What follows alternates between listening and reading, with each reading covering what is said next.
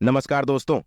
जय श्री कृष्ण, राधे राधे। वीडियो शुरू करने से पहले जल्दी से सब्सक्राइब कर लें धर्म शिव को, ताकि आने वाले वीडियो आप तक जल्द से जल्द पहुंच सके। रोज रात में करो पत्नी के साथ, एक कम सफलता अवश्य मिलेगी। आपको माला माल होने से कोई भी नहीं रोक सकेगा। इसी के साथ इस वीडियो में हम जान के ऐसे 5 बड़े में जो आपको रात के समय कभी भी नहीं करने चाहिए, वरना ऐसे घरों से महालक्ष्मी नाराज होकर चली जाती है। तो पूरी जानकारी के लिए इस वीडियो को अंत तक जरूर देखिएगा। नमस्कार दोस्तों, स्वागत है आप सभी का एक बार फिर से धर्म शिव पर। दोस्तों, सच्ची श्रद्धा से कमेंट्स में जरूर लिखें हर हर महादेव, राधे राधे। दोस्तों, हमारे दिन की शुरुआत, सूर्य उदय और शाम की शुरुआत सूर्यास्त ऊ से होती है। सूर्य उदय और सूर्यास्त को दिन और रात का संधि समय माना जाता है। इसीलिए शास्त्रों में इस समय को काफी महत्वपूर्ण माना गया है। शास्त्रों में बताया गया है कि सूर्य अस्त के बाद कुछ केमोन को करना शुभ नहीं माना जाता। कई घरों में रहने वाले लोगों की तरक्की नहीं होती, उसके पीछे का कारण वास्तु दोष हो सकता है। इन दोष को बढ़ाने में कई बार हमारी गलतियां, हमारी आदतें भी शामिल होती हैं। ज्योतिष शास्त्र के अनुसार कुछ कम ऐसे हैं जो घर की महिलाओं को कभी भी रात में नहीं करने चाहिए। इससे उल्टा घर में ही गरीबी आई है। तो दोस्तों, चलते हैं और सुनते हैं गुरु जी से कि वह क्या कहते हैं। इसके बड़े में हेलो दोस्तों, एक बार फिर से स्वागत है। दोस्तों, महिलाएं अगर चाहिए तो घर को नरक बना सकती हैं, और अगर चाहे तो घर को कुटिया से महल भी बना सकती है। लेकिन क्या आप जानते हैं कि रात में महिलाओं को यह 5 कम कभी भी नहीं करनी चाहिए। इससे उल्टा घर में गरीबी ए जाती है। दोस्तों, आप यकीन मानिए, जब भी कोई महिला घर में रात के समय इन 5 केमोन को करती हैं तो यकीनन गरीबी अपना आवाज बना लेती है। घर का मुखिया कंगाल होने लगता है। दोस्तों, औरत की यह एक चीज भूल कर भी नहीं चखनी चाहिए। नमस्कार दोस्तों, स्वागत है आपका एक बार फिर से हमारे इस चैनल धर्म शिव पर। सबसे पहले अपनी पूरी सच्ची श्रद्धा के साथ कमेंट में लिखें जय माता लक्ष्मी। माता लक्ष्मी की कृपा से आपका घर सदैव धन दौलत से भरा रहे। आज की कहानी एक ऐसे पति पत्नी के जोड़े की जिंदगी पर बीती हुई कहानी है, जिसको हर मर्द को और हर एक महिला को जरूर देखना चाहिए, क्योंकि यह आपको जानना बहुत ही आवश्यक है कि औरत की ऐसी कौन सी चीज है जिसे जीवन में कभी नहीं चखना चाहिए। आपसे गुजारिश है कि इस ज्ञानवर्धन वीडियो को पूरा जरूर देखिएगा। बहुत ही जबरदस्त वीडियो है। इस वीडियो में आपको पत्नी के गुप्तांगों के अलावा जिंदगी की बहुत कुछ ऐसी सीख मिलेगी जिन्हें आपको जानना बहुत ही आवश्यक है। चलिए दोस्तों, अब इस वीडियो को स्टार्ट करते हैं। लेकिन उससे पहले, हे लक्ष्मी माम, जो भी आपके इस चैनल को सब्सक्राइब करें, उसका घर धन दौलत से भर जाए, उसका परिवार सदैव हंसता मुस्कुराता हुआ कुशल मंगल रहे। दोस्तों, एक बार की बात है, किसी नगर में एक परिवार रहता था। उस परिवार में एक रीता नाम की लड़की रहती थी, जो कि अब शादी के लायक हो चुकी थी। उसकी मां को उसकी शादी की चिंता होने लगी। एक दिन की बात है, उसकी मां ने उसके लिए एक रिश्ता तय किया और आकर के रीता को सारी बात बताई। तभी रीता ने कहा, मुझे पहले लौट डहाके की तस्वीर दिखाओ मां, फिर मैं फैसला करूंगी कि हां या ना। मां ने रीता की तरफ देखा। अच्छा, हम तुम्हारे लिए क्या कोई अच्छा लड़का नहीं देखे? रीता गुस्से से बोली, मां, बस लड़का देखना है, मुझे उसकी तस्वीर मंगवा लो या लड़के को यहीं बुला लो। मां ने डांटा, पागल है, शर्म नहीं आती? चल दफा हो जा, अपने कमरे में बाबा भी आ गए, क्यों डांट रही हो मेरी बच्ची को? रीता बाबा के पास गई और जाकर कहने लगी, बाबा, मुझे लड़का देखना है। बाबा ने मुस्कुराकर कहा, हां बेटी, तुम्हारी मर्जी से ही करेंगे। शादी कल मैं उसकी तस्वीर मंगवा लूंगा। लड़के का अपना होटल है, पढ़ा लिखा है, प्यारा है, लेकिन रीता को तो लड़का देखना था। लड़का तो प्यारा है। तो रीता ने हां कर दी। 10 दिनों में ही रीता की शादी हो गई। रीता का हमसफर सुशील था। न कभी मुलाकात हुई, न कभी कोई बात, कभी एक दूसरे को मिले भी नहीं।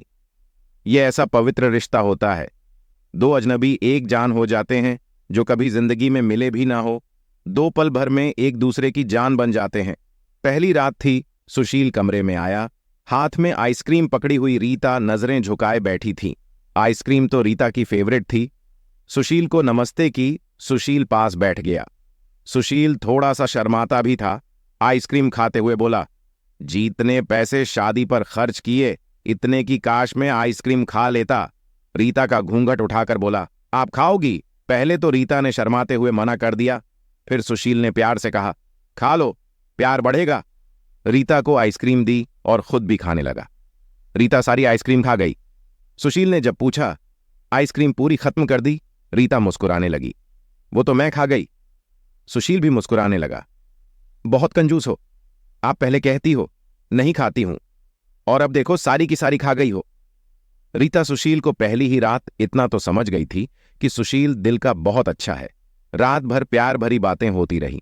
जिंदगी अपनी असल मंजिल की तरफ मुड़ गई थी। वक्त गुजरने लगा। रीता के भाई की शादी थी। रीता 4 महीने की प्रेग्नेंट भी थी। रीता ने सुशील से कहा, मुझे भाई की शादी में जाना है।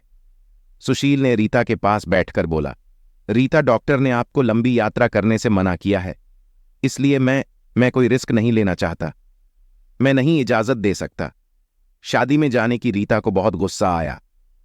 सुशील, पागल हो गए हो? यहां मेरे भाई की शादी है और आप कह रहे हैं कि नहीं जाना। आप मुझे कार में बैठाकर आराम से छोड़कर आ जाओ बस। सुशील ने रीता का हाथ प्यार से पकड़ा और फिर समझाने लगा, रीता, क्यों बेकार की जिद करती हो? डॉक्टर ने यात्रा करने से मना किया है तो मैं नहीं जाने दे सकता। तुम लापरवाह हो जाती हो और मैं तुमको किसी के भरोसे नहीं छोड़ सकता। इतना कहकर सुशील कमरे से बाहर चला गया। रीता रोने लगी। रीता ने अपनी मां को फोन किया।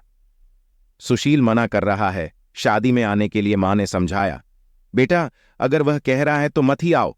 लेकिन रीता की भाभी और भाई जिद करने लगे। क्यों नहीं आने दे रहा है सुशील? हमारी बहन को, वह दोनों रात को आए। सुशील भी घर पर था। कहने लगे कि मेहंदी है, 3 ही दिन की बात है, हम रीता को लेने आए हैं। सुशील ने रीता की तरफ देखा। रीता, मैंने क्या कहा था तुमसे? रीता ने नजर झुका ली, कमरे में चली गई। सुशील को गुस्सा तो बहुत था लेकिन सब्र कर लिया। जेब से निकाले रीता को दिए, ये कुछ पैसे रख लो बाकी, और चाहिए तो ले लेना, मैं कल आऊंगा। रीता बहुत खुश थी। सुशील ने अपने सीने से लगाया रीता को और कहा, अपना ख्याल रखना। रीता फिर शादी में चली गई। मेहंदी की रात, रीता की बुआ की लड़की भी आई हुई थी। डांस भी किया, काफी एंजॉय किया। बारात वाले दिन जब भाई की बारात लड़की वालों के घर पहुंची तो वहां बारिश हो रही थी। गली में काफी कीचड़ था। रीता का पैर फिसला गिर गई। गिरते ही उसके पेट में दर्द होने लगा। रीता जोर जोर से रोने लगी। जल्दी से रीता को अस्पताल ले गए। रीता दर्द से चिल्ला रही थी। सुशील को कॉल करके रीता के बारे में बताया। सुशील घबरा गया। वह जल्दी से अस्पताल पहुंचा। डॉक्टर रीता को इमरजेंसी वार्ड में ले गए थे। सुशील बहुत परेशान था। दिल की धड़कनें बेकाबू थीं। जुबान पर ईश्वर का नाम था। बाकी सब लोग शादी की खुशियों में मग्न थे, लेकिन यहां सुशील परेशान खड़ा था। कुछ देर बाद डॉक्टर कमरे से बाहर आए। उन्होंने सॉरी कहते हुए बताया, आपका बच्चा मर चुका है। सुशील बेजान सा होकर कुर्सी पर बैठ गया है। भगवान से हिम्मत मांगकर जल्दी से वार्ड में गया। रीता रो रही थी। सुशील को देखकर मुंह मोड़ लिया। सुशील पास बैठ गया, सर पर हाथ फेरने लगा। अच्छा चल, चुप कर मेरी सोनी, रोना बंद कर, बस ऊपर वाले की मर्जी थी। रीता फूट फूट कर रोने लगी। सुशील, मुझे माफ कर दें, मुझसे गलती हो गई। सुशील ने आंसुओं से भीगी हुई पलकों को देखा। अरे बस बस, रोते नहीं हैं, बस ऊपर वाले की मर्जी थी, चुप हो जाओ। रीता खुद को गुनाहगार समझ रही थी। अपने बच्चे और सुशील का सुशील समझने लगा। रीता का सर अपनी गोद में रख लिया।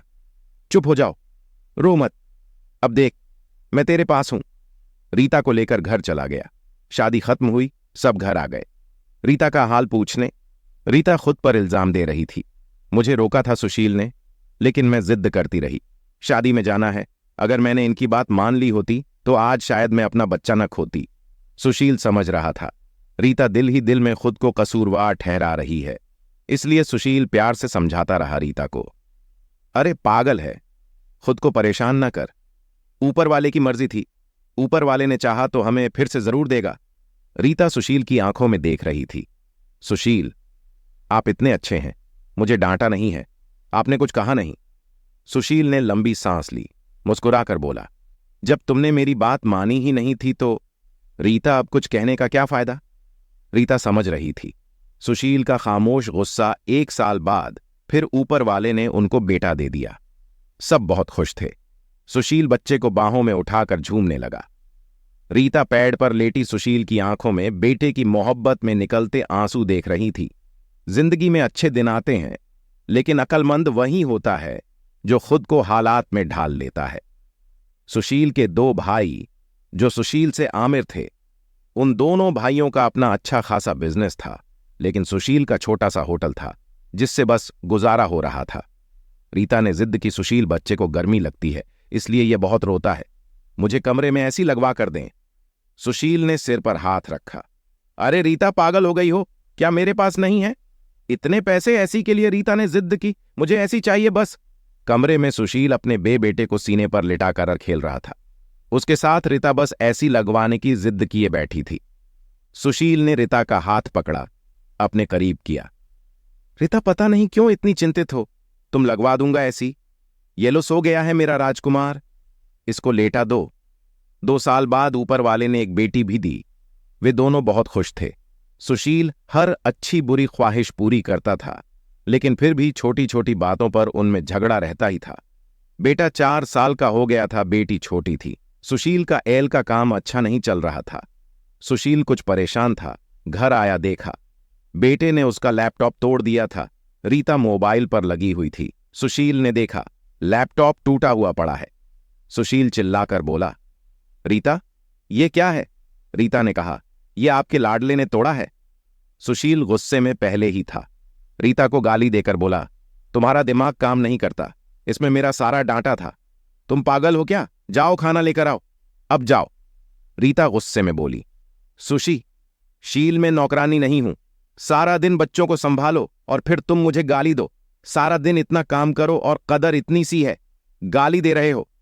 रीता खाना लेकर आई। बैंगन बने हुए थे। सुशील ने बैंगन देखे, चिल्लाकर बोला, तुम्हारा दिमाग खराब है, तुमको कितनी बार समझाया है, मैं बैंगन नहीं खाता। सुशील ने खाना उठाकर फेंक दिया, उठकर बाहर चला गया। इतने में बेटे ने कांच का गिलास तोड़ दिया, जो हाथ पर लग गया। काफी खून बहने लगा था। हाथ से रीता ने बेटे को 1-2 थप्पड़ लगा दी। बहुत तंग आ गई हूं मैं। तुम बाप बेटे से बेटे को उठाकर कमरे में ले गई। रो रही थी, साथ ही गुस्से में बोल रही थी, 5 साल हो गए इस इंसान के साथ, पर कदर ही नहीं है। बेटे के जख्म पर मरहम लगाने लगी। इतने में बेटी भूख से रोने लगी। बेटी को गोद में उठाया, गुस्से में कहती जा रही थी, इस इंसान की ऐसी हरकतें रहीं तो गुजारा मुश्किल हो जाएगा। रात भर सुशील गायब रहा। रीता ने भी फोन करके ना पूछा। रीता ने अपनी मां को बताया, सुशील आजकल ना खर्चा दे रहा है, ना अच्छे से बात करता है, गालियां देता है। मां ने कहा, अच्छा हम करते हैं बात। उससे सुशील को महसूस हुआ ने अच्छा नहीं किया। रीता के साथ आज घर जाकर रीता को सॉरी करूंगा।